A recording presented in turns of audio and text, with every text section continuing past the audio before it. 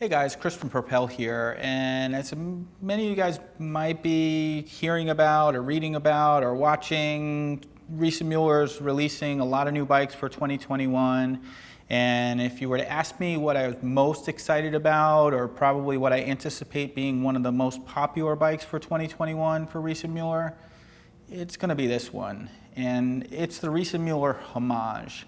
So historically, the Homage has been a very popular bike. It's kind of a variation of one of their most popular bikes, the Delight, and it's basically the low-step version of that. And I think that, from my experience, it just takes an already amazing bike and just adds an additional feature to it, which just makes it easier to step on and off of it. And I think a lot of people really appreciate that. There's a lot of our customer base that tends to, maybe they have some mobility issues, or sometimes they even don't. I mean, actually, one of my main team members in Brooklyn, Leandro, he's a younger guy. He says, that's probably the bike that I'm going to end up getting for this year.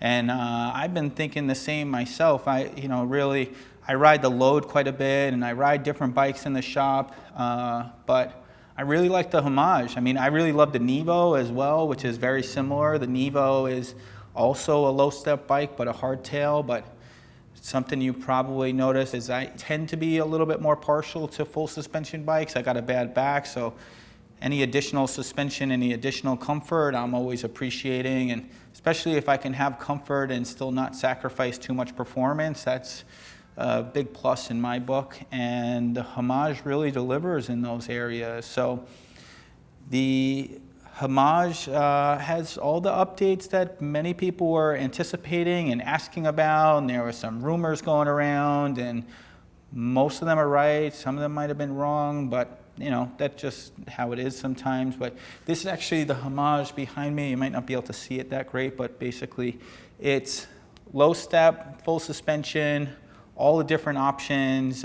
Historically, they had a Culture and a Homage. The Culture was kind of more the base model full suspension bike, and the Homage was like the premium performance sport version, full suspension. And this year, they're actually going to nix the Culture, at least in the US. I don't think that they're doing it in other markets, but so they're just doing the Homage, really focusing on that. And I think that they anticipate probably the same thing that I think, that most people are probably going to opt for the Homage. It's really pretty special what they did with it, and I'm going to get into that. So the motor, we're going with the standard Generation 4 CX motor, has all the updates as you would anticipate, the 85 Newton meters of torque, so that's plenty of power and really a nice way to go. And then you have the option to go with the high-speed motor. But overall, that Generation 4 platform allowed them to do a little bit more integration into the frame, so a little bit more streamlined look than the previous version. And just, I think the design of the bike is really striking. I mean, you see it's very clearly something special. Some people might not care for the design, but I personally really love it. I really like the bold lines to it, and just really, although it's a low step, it just feels like kind of strong, and I like that. And in the battery area, we get some really interesting updates. So as standard, we get the 625 watt-hour battery up from 500 watt-hours, which is the standard on the Homage previously, and that'll be consistent across all sizes, which, by the way, it's available in 49 centimeter, 54, and 58 centimeter. And that size range kind of works pretty well, and I think that the 49 centimeter, it works for riders in the kind of low 5-foot range, upwards of maybe 5'7", maybe a little bit taller. The 54 centimeters, great for a rider somewhere, that like 5'7", upwards of probably close to 6 foot, maybe even 6'1". And then the 58 centimeters, like you're over 6 foot, like probably 6'2" and above. And I know you guys have like meters in other places. I'm not going to try to do those conversions. I can't do it off the top of my head. But if you ask me, email or something, maybe I can do it. So 625 watt-hour standard on the standard frame. But if you wanted to get longer range, you could opt for a dual Powertube battery. This is something that's unique to this bike specifically, although I guess you can see this on some of the other models like the Supercharger 2 or the Super Delight, but this one is two 625 watt-hour batteries, pretty significant. And you might be wondering, well, that's a low step, how do they fit them? So they actually take them and put them side by side in the down tube, really sleek design. And looking over it, it's going to be a little bit wider, but it's no real hindrance to the pedaling or anything like that. The width of the pedals is still the same as it normally would be, and it's when you're standing over the bike, yeah, maybe it's a little bit wider between your legs, but not really a big deal.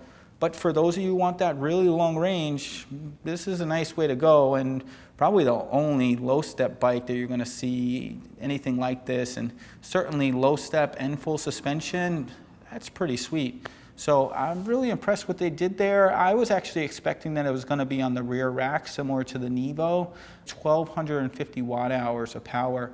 And you think of it in terms of range, I'd say on average, most people are seeing somewhere around 30 or so, 30, 40 miles of range out of a battery. So you can double that. And that's just on average. I mean, if you ride on a lower levels of assistance, if you're not going that fast, you can get upwards of 70, 80 miles out of a battery. So to be able to double that, that's pretty significant.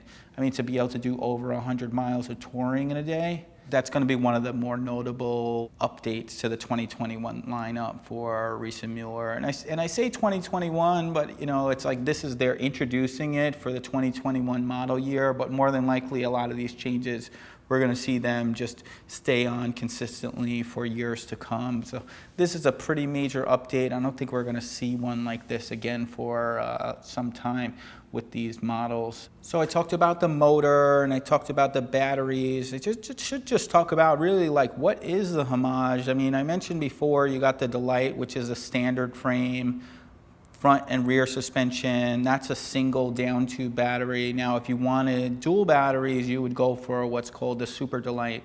And this is more or less the lineup for full suspension bikes with Riese Müller. So you have the Delight, Super Delight, and then you have the Homage, and you have the Homage with dual battery. I mean, you also have the Load if you're looking for a cargo bike that's full suspension, which is one of my personal favorite bikes. And then you have their hardtail bikes. And hardtail, you have the Nevo, which is probably most similar to the Homage, being that it's a low step. And then similar to the Delight, you'd have the Charger, or Charger 3 as it's called now, as well as the Supercharger 2, which is most similar. It's basically the hardtail version of the Super Delight. So that's kind of the lineup in essence. Now, certainly you have some other models and some that I'm going to mention in some other videos. We did actually the full 2021 update video if you wanted to check that out, get a better view of all the different bikes that Riese Müller has to offer, especially for this lineup. And we'll be doing some more videos as we get the bikes in the shop.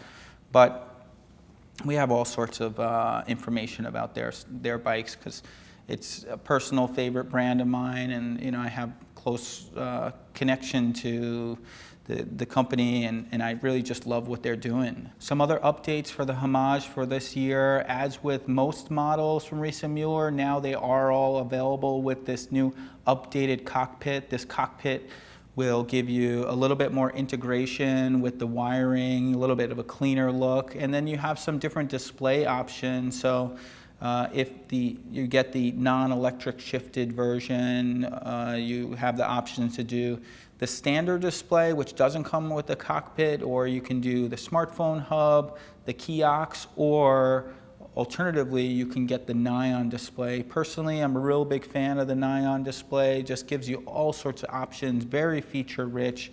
You have detailed maps on the display, and I'm really excited about this one. I think most of the bikes in the shop will probably have this display on it, but other ones are great. If you don't feel like you need all those things, you could save a little bit of money, for skipping that display there. But I'm just a big fan of what Bosch is doing, and the direction that they're moving with some of those displays that give you more options, and maybe that you don't need to use the phone if you don't want to. You just program in where you're going, and you could just really focus on the display as opposed to looking at your phone for directions or especially if you go like, maybe out into the woods or that sort of thing. Having all that information offline available to you is really nice as well. That cockpit will also give you the option to adjust the position of your ride. So if you wanted to ride a little bit more forward, a little bit more sporty, you can do that. Or if you wanted to ride a little bit more upright, you can adjust the stem accordingly.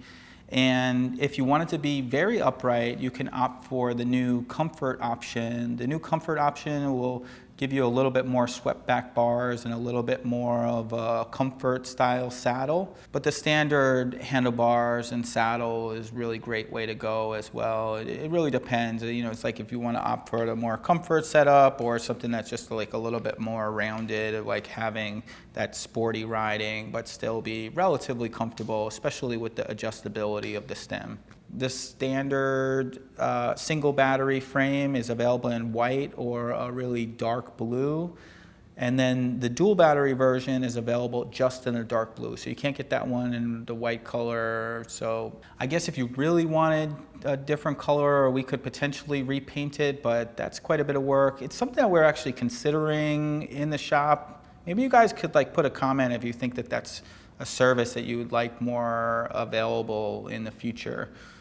We've been thinking about it. I'm just not sure. It's probably be pretty costly, but I think some people might appreciate it. You have the standard Derailleur version, which is called Touring. It comes with kind of more like standard mountain bike style gears, and it's an 11-speed Dior XT Derailleur.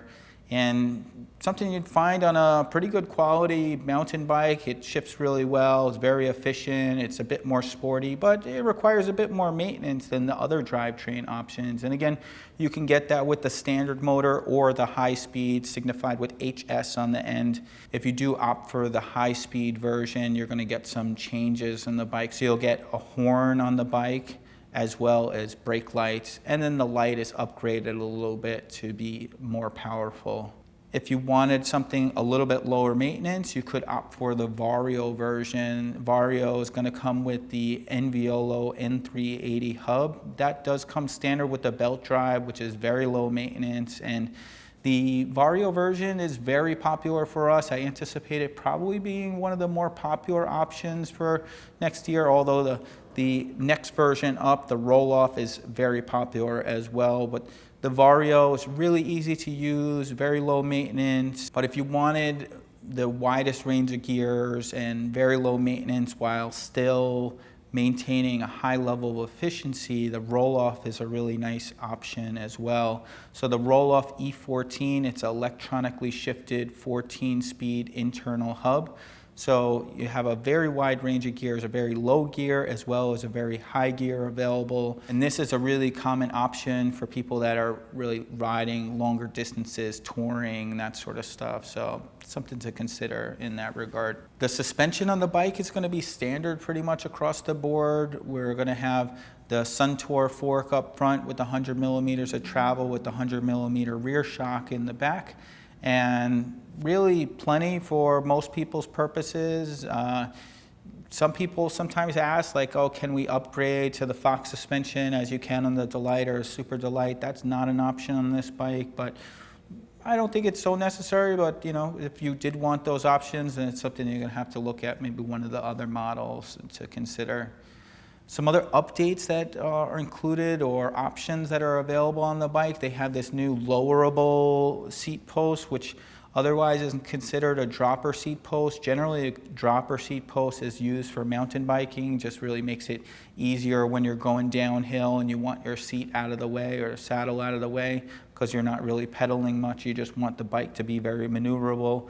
In this case, I don't think this lowerable seat post is intended for that purpose specifically. It's more specifically used probably in like urban environments or like some sort of stop and go situation where you want to have an easier time putting your feet on the ground.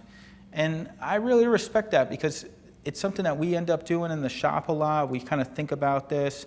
I mean, I put a dropper seat post on my load cargo bike. I found that to be really helpful, especially when the bike's really loaded up, come to a stop, put my feet on the ground, and I just have a really easy time stabilizing the bike. So I like that they're making this option available. I think most of the bikes that we stock for inventory will have that seat post. Some of the options include a front carrier. Similar to most of the rest of the lineup, you have the option to put that front carrier as well as the water bottles, as we found on the Charger 3 and the Delight, etc. So I think a lot of people are going to appreciate that update. And then they made actually a bag for the front rack. I don't think it's going to be available right away, but it will be available eventually.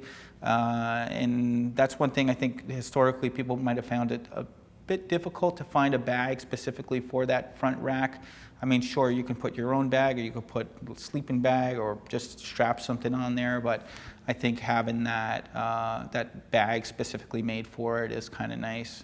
And then speaking of cargo, you have the suspended rear rack, just something specific to Riese Müller bikes. I think a lot of brands are starting to follow the trend of trying to make full suspension urban bikes or commuter bikes, but most of them don't really go all in and actually build a frame that's purpose-built for this, that actually includes a rear rack that's suspended. Most of them just add a rear rack to the rear wheel, which doesn't really protect your cargo as well, doesn't really improve the handling of the bike, because one of the things, if you put a lot of weight on that rear wheel, it can kind of impact the suspension characteristics, whereas if the weight is sprung, it's going to be a little bit of a different experience, a little bit of a better experience from my perspective. So I really appreciate that attention to detail and the extra engineering that goes into creating something like that. I mean, speaking of engineering, they are really one of the first companies to introduce a full suspension bike with a belt on it. That's actually something that's largely unheard of, but they did it, and they did it with the Delight first, and then they added it to the Super Delight, and they added it to the Load, and now that same style carried over into the Homage. So I really respect the extra energy that goes into creating these really innovative products that they do. Another option available, as with many of the bikes from Riese Müller, they have this GX option. GX stands for Grand Crossover, and really what it is, it's kind of the off-road option. So if you're riding a bit more off-road, or I should say from my side, it's like if you're riding more than, say, 40% of the time off-road, then you might want to consider opting for this. I will note the tires on the off-road version are not quite as puncture protected as the standard Supermoto X tires that come on the bike. So if you are opting for that, you might want to consider some additional puncture protection measures.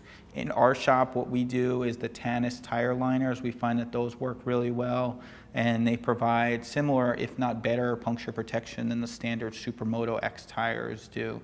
So even if you wanted to, we can actually put them on the Supermoto X tires, but it's just going to add to the weight a little bit more. And I think we're pretty close to wrapping up the details on this. Again, I'm going to do a bit more of a detailed review when the bike comes into the shop, which hopefully shouldn't be too much time. I know that they're working hard on producing these bikes. I think the first builds are going to be somewhere towards the end of October, somewhere in November. Maybe it's a little bit different. Those things always change a little bit.